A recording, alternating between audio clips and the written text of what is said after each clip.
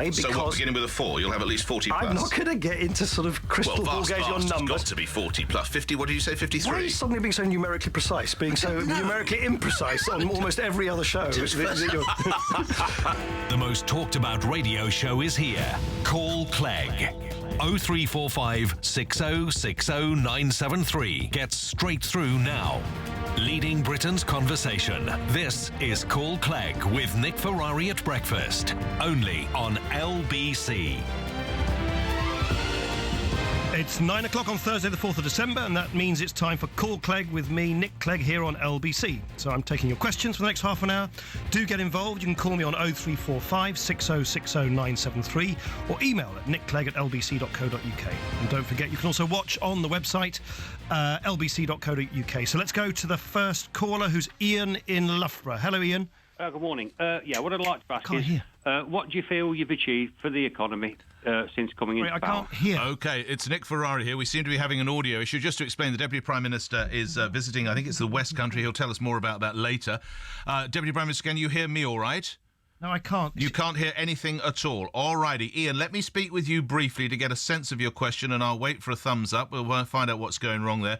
Ian, just before we have you, is the question you're going to be talking about is what? Is it budget related or what, while we get the Deputy Prime Minister? Well, it's just, what does Nick Clegg feel that they've done for the economy since coming into power? OK, let's see how we're doing. Have we restored links to our exit? All I can hear is... Now, can you hear me, Mr Clegg? Can you hear me on the mic? I can hear you. Yeah, just to warn you, Mr Clegg, we can hear you. You can't hear us, and I don't quite know where we go from now. Can someone let me know what issues we've got with the Deputy Prime Minister? Can you hear me now, Mr Clegg?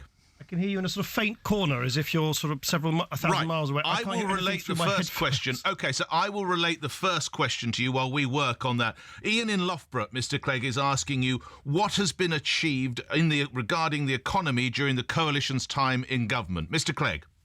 You'll be relieved to hear I can now hear you loud and clear. Oh, I do apologise. I was shouting my head off. No. I can hear you down in Exeter. I'm in Exeter and you're in London. I can hear you. It was very impressive. We can land a washing machine on Mars or whatever it was, but we have trouble getting lines out of Exeter.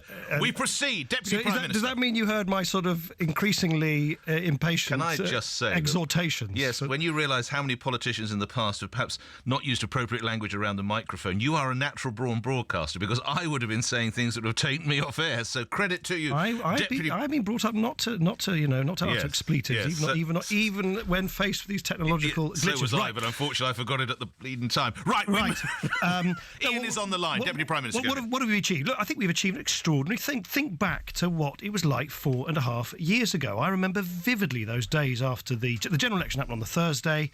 On the weekend, Alistair Darling was jetting off to an emergency finance ministers' meeting in Brussels. There were flames and demonstrations on the streets of Greece. The bond markets were saying that we were going to be the next domino to fall after Spain and Portugal and Greece, because our deficit was higher than any other in any time in peacetime history. There were predictions there'd be 3-4 million people out of work, that the British economy was teetering on the edge of a precipice. Fast forward now to yesterday's autumn statement, and we are now the fastest growing economy amongst any of the major developed economies. On average, 1,000 jobs have been created per day that this government has been in office. We're delivering significant tax cuts to people on low and middle incomes, including one which, by the way, I think has been largely overlooked in the copious coverage of yesterday's autumn statement, very close to my heart, because it's the Lib Dem policy put in action. As of next April, all your listeners, or the vast majority of them, over 24 million taxpayers will get a £120 tax cut, as the point at which you start paying income tax goes up to not 10,000, not 10,500, up to 10,600. So look, I think look at the other measures that we had yesterday. Look at the national insurance cut for employers' national insurance contributions when taking on young apprentices below the age of 25. The stamp duty change, something my party's been banging on about for years. The way that stamp duty was organised before was completely irrational and in many ways unjust. So look, of course there's more to go, and you'll no doubt talk to me about, yes, but you haven't cleared the deficit entirely. I take that all on the chin and explain that. But at least we have a plan. At least we're sticking to the plan. At least we know it is working. I couldn't really hear very much from Ed Balls on that crackly mobile phone line earlier, which is perhaps just as well, because he doesn't appear to have actually anything to say on the economy.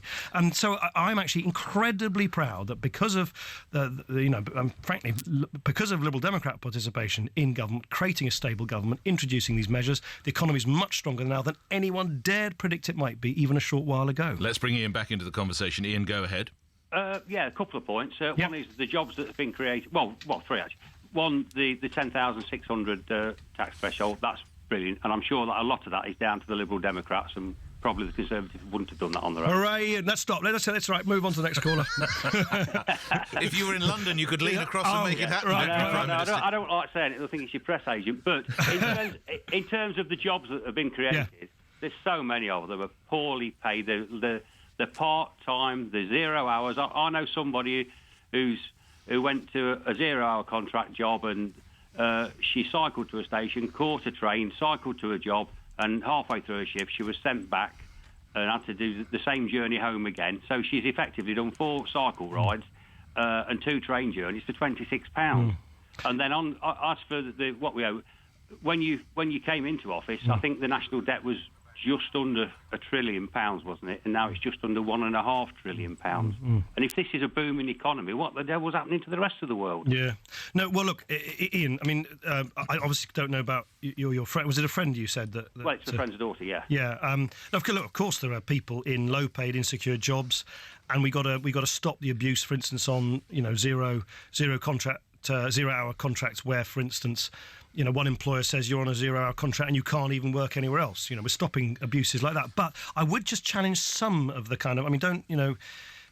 I wouldn't want you to repeat some of the, I think, misleading suggestions about what's happening in jobs, the jobs market in this country. Actually, the majority being full-time, not part-time, of newly created jobs. What has happened, Ian, is that you've got a lot of particularly young people going into first-time jobs in very large numbers over the last year or two. And of course, aside of that, is fantastic news. We've seen the biggest drop in youth unemployment since records began recently. Youth unemployment is now significantly lower, contrary, by the way, to the predictions made by Ed Balls at the time, than when we came into office and Labour left office. But, of course, what happens is when people go into those first-time jobs, those jobs tend to be lower paid jobs. A fair number of those jobs, of course, are paying not very much income tax because we've raised, rightly, because that's the just thing to do, the point at which you start paying income tax. So what is true is that as people move up the income scale, as people move on in their lives, they start, particularly younger people going into first time work, on lower paid jobs. Now, I don't think we should sort of begrudge them that, because the alternative is basically not having any job at all. The crucial thing is to give them now the prospects of actually progressing. So I think the whole issue of how people progress in their working life is a really, really important one, which I think will loom more and more in the debate in the months and years to come. Deputy Prime Minister, thank you. I just have to give you some news. You're listening to LBC 8 minutes after 9. News breaking at this time. 5 men have been arrested in Cardiff and Barry on suspicion of terror offences. This confirmed by South Wales Police. That's in addition to the 2 men arrested in South East London by the Metropolitan Police. So that's a total of 7 arrests now in the last hours, or being reported, I should say, in the last hour or so. Full details in the next LBC News Bulletin. Deputy Prime Minister, we move to the next caller if we could. The next caller is Carl. Carl in Orpington. Hello, Carl. Hello, Nick. Do you think that politicians can learn a lesson from rich celebrities such as Russell Brand, in particular his stance in advocating on behalf of the poor, disaffected and wholly disregarded people and causes in our community? Do you know what I mean? Look, obviously Russell Brand is getting a bit of a kicking from the Sun and others because of his own rental arrangements. To be honest, I'm not wildly interested in trying to comment on Russell Brand's accommodation and how he pays rent and all the rest of it. I don't think that was the point. I think the point really is that he's concerned about the disparity between rich and poor. Ordinary families cannot feed themselves, can't provide warmth and shelter, and these seem to be the principal pillars of our human existence. There's a lack of available housing, there's disproportionate increase in house prices, uncontrolled rent controls, alarming evictions, and an attack generally on the welfare benefit recipients. Whilst I don't agree with all of Russell's choices, I have to admire his social conscience and his willingness to put his mouth where his money and influence is. Yeah, no, well, Carl, I'll challenge some of the assertions you made about what's happening in society, but I certainly agree with you. And that's actually what I was coming on to say, was that I don't begrudge him at all his right, indeed anybody's right in a free society, to speak out with passion and conviction about things that they think are unjust and need to be changed in society. And that's actually what I was going to go on to say, and sort of suggesting that somehow he should live precisely the life of the other people who he feels is speaking on behalf. I personally don't believe that. Otherwise, no one could ever speak on behalf of anybody else unless they somehow completely mimic their life. I mean, I, for instance, am a passionate believer in prison reform, but I've never been in prison. Doesn't mean I can't speak about... Still time. About thank you, Mr. Ferrari, bringing the tone down again. And as it happens, Carl, one thing that where I think Russell Brand's kind of verve and zaniness does a real power of good, which you haven't mentioned, is drugs reform. As you know, I think the drugs policy in this country hasn't worked over a long period of time. So, in that sense, all powers to his elbow. I do, however, think on some of the big things you've talked about housing, the availability of housing, the jobs market, getting people into work. There's some very, very difficult trade-offs there, given that we're still carrying the burden of this massive hammer blow to our economic well-being because of the crash in 2008. And that's where I just sometimes, I sometimes think where the debate veers towards a suggestion that there is a very simple solution. If only people had better motives, all would be sorted. That's not, in my experience, that's not quite like that, because sometimes you're having to balance a lot of difficult and sometimes conflicting pressures in an economy which has been as badly damaged as ours was a few years ago. So, in a sentence, is he a hypocrite or not? No, I'm not going to level that allegation. He can. I think he can speak out as he wants. £76,000 a year to a company that's based in the BVI, British Virgin Islands. He's going to have to. I will leave the Sun and Russell Brand to their own spat. I think, as I said, he needs to explain himself, defend himself. I actually don't think you should in public life. Sort of suppose that people can only speak out on issues of public interest if they've actually personally lived through each and every dot and comma of the issues they're talking about. I don't think that's... otherwise we wouldn't. Otherwise, a representative democracy would not work. Now, there's a call we recorded earlier. You referred to him earlier, actually. It's Ed of Morley and Outward, who unfortunately can't be with us. He was in Westminster when he made this call. You've got Nick Clegg coming on your programme after 9 o'clock. Apparently, he didn't turn up yesterday to the autumn statement because he thinks if he doesn't sit next to David Cameron and George Osborne, people might forget the fact that he voted for the VAT rise and the pension tax and the changes which have hit the tax credits of working people. I've got to say to Nick Clegg, don't think that just not showing up is going to mean that people forget what the Liberal Democrats have done in this Parliament. They've propped up an unfair Tory government which has completely failed on the deficit and on living standards. And second-time caller Ed went on. We've got this odd thing going on with the Liberal Democrats. Apparently, Vince Cable is now objecting to the scale of public spending cuts that the Treasury says they're going to impose in the next Parliament. Of course, the person in charge of public spending in the Treasury is a Liberal Democrat called Danny Alexander. If Vince Cable's got a problem, why is he still in the Cabinet? It's utter chaos. Goodness me, it's a good day to have Paul Clegg. He didn't show up yesterday. At least he's turning up for your programme, and I think you can expose what a complete shower they are. That was my chuckling in the background. Nick Clegg? Well, honestly, Mr. Balls... Look, the reason I wasn't there, funny enough, since we're talking about Mr. Balls, from where did you say he was? He's in Westminster, normally Morley and Outward. It's Ed of Morley and Outward. It's Ed from Morley and Outward. The reason I was is I had a choice. I've been doing these autumn statements and budgets for 5 years now and sitting dutifully there. And by the way, of course, I've worked on this meticulously for weeks. Everything in that autumn statement is in there because we've agreed it and I fully support it. But then I had a choice. Did I listen to Ed Balls in the House of Commons or did I actually go out and talk to normal people? And I don't know about you, but given that choice, it's certainly on basis... But why do you ever go, Deputy Prime Minister? Why do you ever attend then? Well, look, that's a good question, actually. I mean, I personally think... So can I say now you're no longer going to attend? No. Listen, why? Why don't you talk to, quote, normal people every Wednesday? Well, I have to say I would like to, because I think, on the whole, politics is far too trapped by listening to Ed Balls' spluttering economic nonsense that we heard yesterday in the chamber. Actually, what people are interested in, what it means for them and their families. And actually, that was what was very rewarding about yesterday. I was in Cornwall talking to lots of people about what it means to be able to take on young... I met a bunch of apprentices who will benefit from the new changes on national insurance for apprentices. But you've propped up this coalition government. No, it's not propped up. Far from it. I've steered it. I mean, God, poor Ed Balls thinks I somehow want to deny the fact that I am a co-author of yesterday's autumn session. I don't. The stamp duty changes is something my party's been banging on about since for years now, because clearly that needed reform. The signature tune tax policy, taking people out of paying any income tax at all, I'm incredibly proud of that. We are days away from announcing, this is a good fact, by the way, for Ed Balls from wherever he comes from, Morley and Outward to respond to. We are days away from being able to confirm the 2 millionth new apprentice under this government. That is twice the number of apprentices delivered by this government that were delivered by Ed Balls' government. That is something I'm immensely proud of. So poor Ed Balls somehow thinks I'm in any way, I'm sheepish or ashamed of what this government has done and what was in that until state. You know what? Far from it. I am proud. I own it. We co-author it. It is a Liberal Democrat autumn statement just as much as anything else, and this economic recovery wouldn't be happening without the Liberal Democrats. And by the way, as for all this complete nonsense tittle-tattle about Vince Cable here or Danny Alexander there, what Vince Cable and Danny Alexander and indeed myself have been saying for ages is that we proudly stand together in this coalition government to sort out the mess created by Ed Balls. As for the future, clearly we have a completely different approach to the Conservatives, because the Conservatives have taken this... And you agree with Ed Balls? My LBC colleague Ian Dale asked Vince Cable, when it came to matters such as infrastructure, the government earning return from taxpayers, would you agree more with Ed Balls? Quotes, we do agree with them on that particular issue, and we differ from the Tories.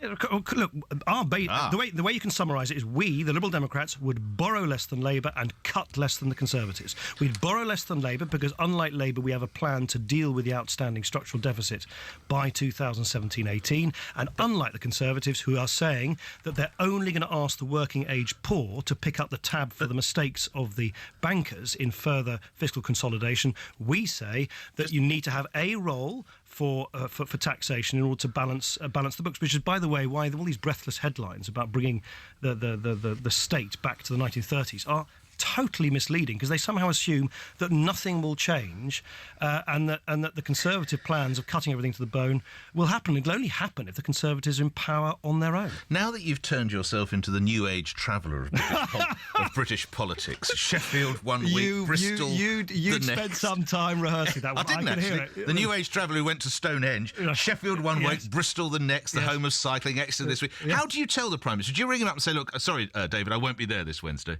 I was at the cabinet meeting yesterday. So do you mention it as you're all filing out? Just wishing. Of course I do. Sorry, man, I can't be there. Yes, I said to George Osborne, sorry, old chap, I'm not going to be there. Of course I do. I'm a polite man, as you heard earlier. I didn't swear. Do you think they're disappointed when you say, look, I can't make it, old boy, I'd rather go to Cornwall? I don't know. I don't really wait to listen, because it seems to me I'm allowed to do what I'm allowed to do. And I certainly don't have to do so at the behest. Where is it next week, by the way? Milton Keynes, Upper Wallop? Where will you be going? Upper Wallop. There's Upper Wallop. We're off. Right, the next caller. But I agree with you. There was something faintly comic about both David Cameron and I following in each other's footsteps to a freezing Stonehenge on Monday. Dear, oh dear. All we need is a VW Dormobile for you. We probably got it about right. We move on. Where do we go next? We go to Herbie in Harrow. Hello, Herbie. Good morning, Nick. The EU, another subject yet arises again. This week, there's been two issues. Certainly with Van Rompuy getting the severance pay and all the others to the tune of 30 million in 1 month. And yesterday, it was announced that the Christmas lunch was going to be subsidised by the taxpayer, which I think is shameful. Which Christmas lunch? Mr. Clegg, is the 3 million, including your good self, or perhaps the job for you in the future, the EU? Would you be one of the 3 million that are becoming unemployed?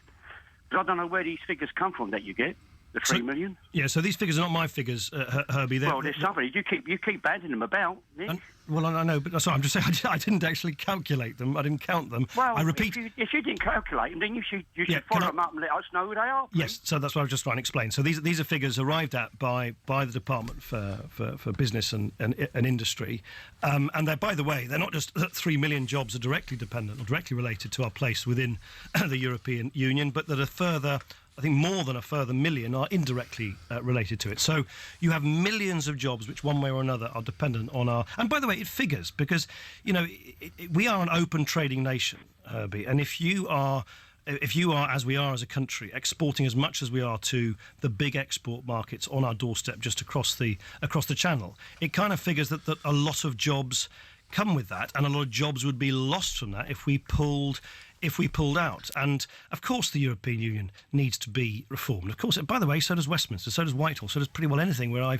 in my experience, where decisions are made by politicians, it needs top and tail reform. But the idea that you reform it by kind of pulling out altogether and making us poorer and seeing unemployment increase is a decision I certainly wouldn't advocate. You might, Herbie, but I wouldn't want it on my conscience to see lots of people out of work because of that, taking that step.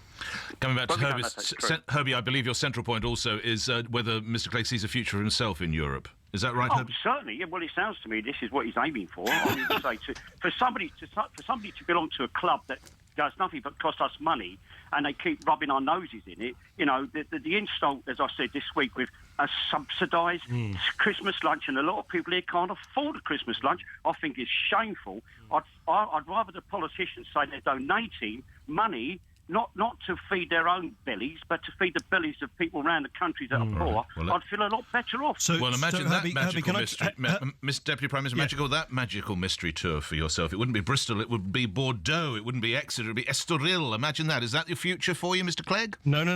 I am firmly rooted in British politics, enjoying it, and want to carry on. No, but can I just, Herbie, there's a serious point here. Of course, expression for Australian listeners. What? Rooted, but do go on. Honestly. Yeah, I think people would say you're rooted in British politics. Do go on. You've completely knocked me off my stride now. Oh, yes, Herbie.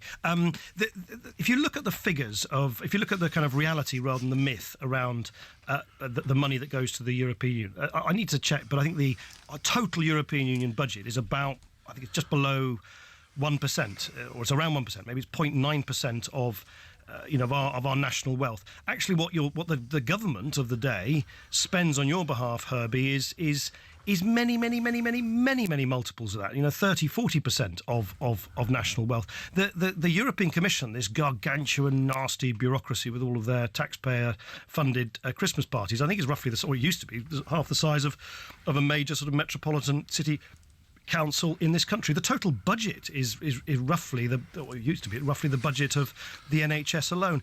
The fraud in our own housing budget is about the same as the total fraud in the EU budget. The point I want to make is not that we shouldn't be any less intolerant of fraud and waste in Brussels as we are in Whitehall, but that we've sometimes got to put it in perspective that it is a minuscule budget compared to what we actually spend and often misspend ourselves. All right, let's get on to more calls. Yes, Aldi in Belgravia. Aldi.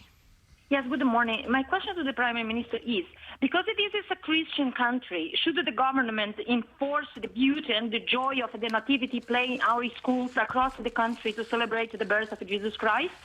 This comes, of course, the nativity play. Stay on the line, Aldi, as it was revealed by some research in the week that in many instances now many schools are not having any nativity. In others, they have a winter celebration, and Jesus has been replaced in parts by Elvis Presley or even a recycling bin. Deputy Prime Minister.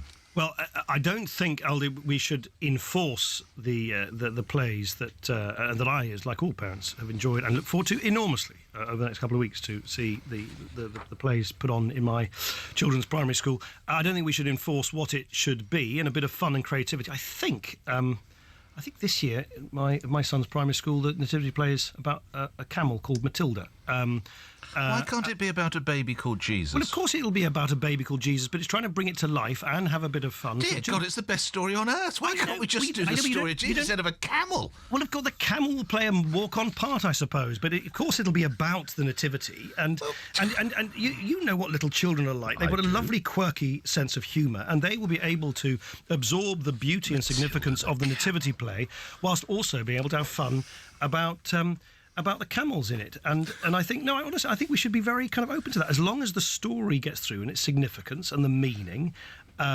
particularly for those of faith. Then I think we should be really relaxed about people deploying fun costumes, fun characters, jokes, and music to bring those stories to life. Now, enough about Prime Minister's questions. We move on. We move on to other questions here. Where do we go next? Carol Stanmore. Carol in Stanmore. Sorry. Yeah. Thank you. That's all right.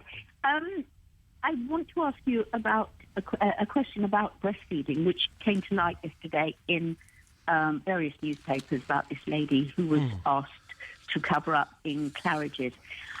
Given that breastfeeding is supposed to be a very personal and private thing between mother and child and a bonding of relationships, if we put such relationships into the PSHE or the relationship education that we give children, perhaps we would, A, have more breastfeeding done, B, maybe it would be more discreet because of the relationship, and C, perhaps it might make better parent-child relationships, which in turn might improve the discipline and the relationships that parents seem to be having with their children these days.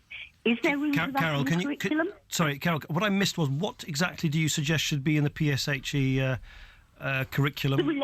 The relationship aspect of the mother-child thing, which is deeply personal and quiet, and which I think should be done in private. And perhaps if we educated children, more people would then not breastfeed in public, and relationships between children and their parents might be closer. So I think I agree with half of your statement and not entirely with the other. I agree with you that sex and relationship education in school is incredibly important and needs to not only give the sex education, which is crucial to ensure that children behave responsibly in the future and indeed as kids, but also that relationships play a crucial role in that education. And I think, to be fair, schools that do that part of the curriculum well do place a significant emphasis on relationships generally, on treating people with respect, with tolerance. That nurturing the relationships of love and mutual admiration are very important, and so on. Where I think I probably don't quite agree with you is that somehow that lady in Claridge or elsewhere was doing something which was an affront to public. I'm not sure you didn't quite put it like that, Carol, but I think the idea that it has to be an entirely private thing, breastfeeding your child, is seems to me quite a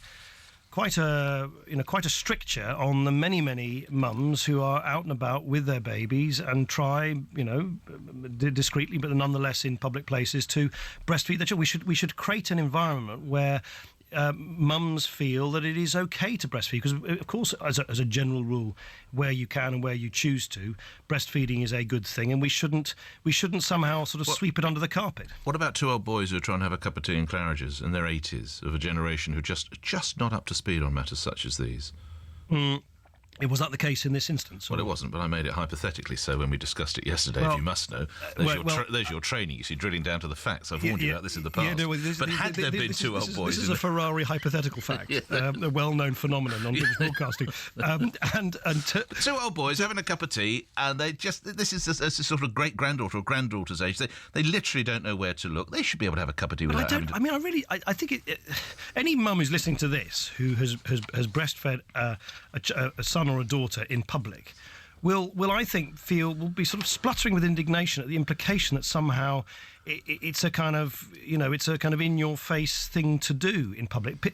Women, it seems to me, and mums, I see it all the time, breastfeed in a discreet way, but in a way which allows them to carry on with their lives, and it's not in any way offensive to whether it's two old men in their 80s or two young men who are 18. And I just think we just got to sort of ease up a bit and be a bit more relaxed about all of this, because we want to encourage mums to feel confident enough and relaxed enough to do this, because it is a very important thing, as Carol implied, in the relationship between mum and baby. We're talking, moving on to other subjects, I get some emails, and we're talking on the morning talking about mums, the tragedy of a young mum who took herself out of a Bristol maternity hospital. As it appears, police have confirmed they've now spoken with her family. This led us earlier in the show, Deputy Prime Minister, a conversation about depression and mental health issues, and we took a number of calls, including a call from one young woman who was told us how her sister is battling with anorexia, and she said that you were offering more help for people with certain mental health issues. Can you clarify exactly what that entails, Deputy Prime Minister? Yes, so I announced 2 or 3 days ago something which I've been working on for a while, and I'm so pleased we finally got this agreed. £150 million over the next few years to provide help which presently doesn't exist to youngsters with eating disorders. Now, anorexia, which particularly afflicts, not exclusively, but particularly afflicts teenage girls, is now the biggest killer, the biggest sort of mental health killer that we have in society. And far too many youngsters with eating disorders are not helped early enough and end up basically being consigned to sort of emergency hospital beds, provided with often very strong drugs and medication, and they're not dealt with early enough in their homes, which is the best way in order to get them over this terrible illness. So what this £150 million will do 2 things. First, it'll train up a lot of people in the NHS in mental health trusts to get to these very vulnerable youngsters earlier, and secondly, to give a waiting time entitlement to their families. And this is, by the way, it is so harrowing for families when you see your son or your daughter just wasting away in front of your eyes, and you feel utterly helpless. What we will be delivering through this money is just like in waiting time entitlements, access entitlements for physical conditions in the the NHS, we'll be giving a clear entitlement that you will be seen in a certain period of time, guaranteed in the NHS, to deal with these issues. I think it's just another example of a condition, a very severe mental health condition, which has harmed so many and damaged so many young people in our country, which has been brushed under the carpet for too long. We've turned the other way for far too long. I think it's great that we're now bringing it out in the open and going to do something about it. One last email and then one final call, if we could, Deputy Prime Minister. Graham in Bushy. We have seen the Christmas cards of Tony Blair and Nigel Farage, but not yours. Are you actually going on a nationwide tour to meet each of your voters personally? Good joke, Graham. A little harsh and a little unfair. Just a little. Just a little, exactly. Yeah. There's a fan. Where's your Christmas card? It is ready to go, Nick. I think there'll be one winging its way to you. I look forward to receiving it. Can you tell me what it depicts? No, certainly not. Is it Matilda the Camel? No, it's not. Oh, it's a closely guarded state secret. But listen, you don't know what it is, do you? Well, of course I do. You haven't got a clue what's on the cover of your Christmas card. By the way, I saw in Nigel Farage's Christmas card, the one where he's backing a white van over over the horizontal bodies of David Cameron, Ed Miliband, Nick Clegg, that it is in that order. I come last. So David Cameron, Ed Miliband would be churned. Would be churned before he gets to me, which is a blessing of sorts. We finish with a final call. Yes, final call is Joan. Joan in Potter's Bar. Hello, Joan. Hello, Nick. Hi. You be careful, what you say about Ed Balls. He might be one of your next coalition partners. Good point. Well done, Joan Paxman. That wasn't the question, was it, Joan? No. I'd like to stick up for Gordon Brown. Right. Since no one else is doing it. Right. I'd like to remind people that when the world banking crisis broke in 2008, that members of the US administration consulted him, and he came up with a plan to recapitalise the banks, which caused him to make that controversial decision about dumping gold, but that forced the price down and allowed the banks to buy back gold at a profit. The FT has said that selling at this time was the right thing to do, and Paul Krugman, the Nobel Prize winner for economics, said that the British government had acted with stunning speed and suggested that Gordon Brown had possibly saved the world financial system, which was a bit over the top. But he said that So your question then, Joan, I'm sorry, it's Nick Ferrari. I've got to move you to your question. Sorry. That's all right, thank you. Doesn't Nick think that there are good things to be said about Gordon Brown? Joan, thank you. Of course, there are good as well as bad things, and I don't think anyone. I mean, I think we're slightly living in this environment at the moment, aren't we, where people have sort of cardboard cutout caricatures imposed upon them. They're all good or they're all bad. Of course, people are much more complex than that, and Gordon Brown was an unusually complex individual and politician. I only really got to know him actually in very unusual circumstances in those days immediately after the general election in 2010, where he and I spent a considerable amount of time together, having both just fought a gruelling general election campaign, often just on our own, where he was trying to sort of persuade me that there was an option of creating a coalition, not just Labour and the Liberal Democrats, because that wouldn't actually have created a majority, but with a sort of smorgasbord of other parties, which I believed then and believe now wouldn't have been workable. So I got to know him a little bit then, and what I discovered was a very complex man, a very sort of ambivalent man, a very sort of man of real roughs and smooths. He, as you quite rightly said, he was capable of real statesman-like thinking, looking not just what's going on in our country, but at the big changes in our world. He had a real gift for looking at the big picture, and then literally the next instant he could be quite sort of petty and resentful, and that's what makes him an unusually interesting and ambivalent political character. I think he did, when the emergency hit in the financial system, I do think he played an important role globally. I have to say, and I don't say this, I hope it doesn't sound sort of churlish, but I certainly believe that if he'd heeded the warnings of Vince Cable and others about what was going on in our own financial system for many years prior to 2008, the crisis wouldn't have been so terribly damaging in the first place. But look, I think Jonah, you're clearly a very fair-minded person, which is a wonderful thing to hear, and I think you're right that it is refreshing to hear you say, look, we shouldn't just always abide by these kind of cardboard cutout caricatures of people. People generally, in politics as in life, are a lot more complex than the description of them would suggest. All right, just to check, Deputy Prime Minister, there's one last Lib Dem voter in Pratt's Bottom you've not met. Do you intend to go there? Or will I'm gonna pursue and hunt down every single unsuspecting Lib Dem Well, I hope voter to see you in London one yes, time. Well, you will. Indeed. You will. Enjoy Matilda the Camel. Thank you, Deputy Prime Minister Nick Clegg, coming to you live just from Exeter. Here on LBC, where news is next.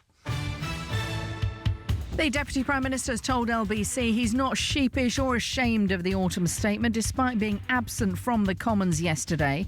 Lib Dem Business Secretary Vince Cable has publicly challenged Conservative plans for up to £30 billion of cuts to public spending in the next Parliament. Nick Clegg says reports of infighting within the senior Liberal Democrats in government is tittle-tattle. What Vince Cable and Danny Alexander, and indeed myself, have been saying for ages is that we proudly stand together in this coalition government to sort out the mess created by Ed Balls. As for the future, clearly we have a completely different approach to the Conservatives. Police investigating the disappearance of a mother in Bristol and her newborn daughter have found a woman's body. The family of 30-year-old Charlotte Bevan have been told about the discovery of the body in the nearby Avon Gorge last night. South Wales police have arrested 5 men in Cardiff and Barry on suspicion of terror offences. It follows the arrests of 2 people in South East London by Scotland Yard's counter-terror officers this morning. At 9:15, the FTSE was down 3 at 67.13. And LBC weather, cloudy with some patchy rain for London.